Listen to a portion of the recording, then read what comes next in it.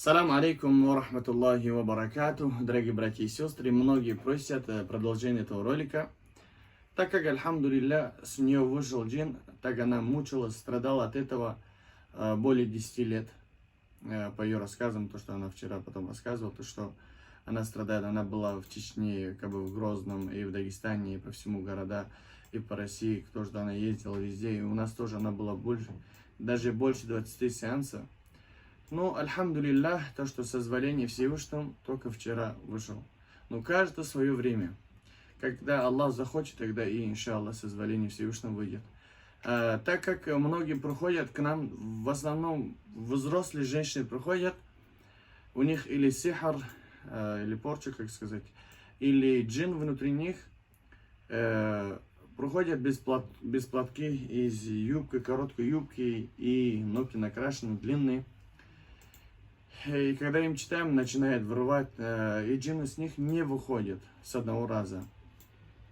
И они жалуются, почему у нас так, почему с нами так случилось, что нам нужно делать. Когда им говоришь то, что нужно делать больше поклонений Всевышнему, то, что нужно делать намазы, нужно делать ибада, нужно делать чтение Корана, нужно делать зикр, они обижаются на это. Субханаллах. Аллах Субханаху Тааля говорит в Коране: «Вама халактул джинна валь инса илля лиабудун». Я сотворил джиннов и людей лишь для того, чтобы они поклонялись мне. А мы делаем все наоборот. Идем по стопам шайтана. Пусть Аллах каждого из нас проведет по правильному пути. Так как я вижу, да, субханаллах, даже нашим родным тоже делали порчу. И от этого, субханаллах, не убежать. Также пророк, саллаллаху алейхи делали порчу. Поэтому нужно заранее готовиться, чтобы она не действовала на вас. Нужно делать больше поклонений, нужно больше делать айбада, нужно сделать зикр. Хотя бы утром и вечером говорите вот этот дуа. Бисмиллахи аллади ла ядурру ма исмихи шейун фил арди валя фис сама, ва хуа ас-самиу аль-алим.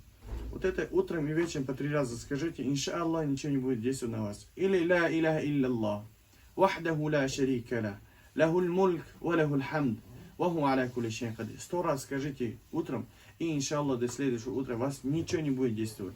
Или каждого прочитанного намаза скажите Субханаллахи ва бихамдихи адада халкихи ва ридаа нафси ва зината арши ва мидада калимати. Созволение Всевышнего вас ничего не будет касаться, если мы скажем это все. Иногда к нам тоже приходят джинны, хотят войти в нас. Говорят, сейчас я выйду с нее и зайду в тебе. Я говорю, пожалуйста. Но когда мы это прочитаны, уверен, то, что как Пророк саллаллаху алейхи ва саллям, если сказал, то, что кто вот это прочтет или аят аль-Курси, то джинны не могут действовать на них. Когда мы это прочтем, они пытаются войти, но не могут. Они сами говорят, мы не можем, потому что вы читали эту дуа. Потом мы говорим, садака Расулуллах саллаллаху алейхи ва саллям. Если то, что правду сказал Пророк саллаллаху алейхи ва саллям. Поэтому все в наших руках. Если мы будем стараться, будем делать, то Аллах всегда в помощи. Аллах говорит: «Ваида са'аляка ибади анни фа инни кариб». Когда мои рабы просят у меня, я для них ближе. Поэтому должны стараться. Все должны просить только у Аллаха. Аллах поможет. Поэтому просим вас, дорогие братья и сестры, не болейте, выздоравливайтесь, лечитесь. Также постоянно читайте Корана. Иншааллах, будете защищен от всего. Фи аманиллах, не забудьте сделать для нас дуа и также для других братьев и сестры. Салам алейкум ва рахматуллахи ва баракату.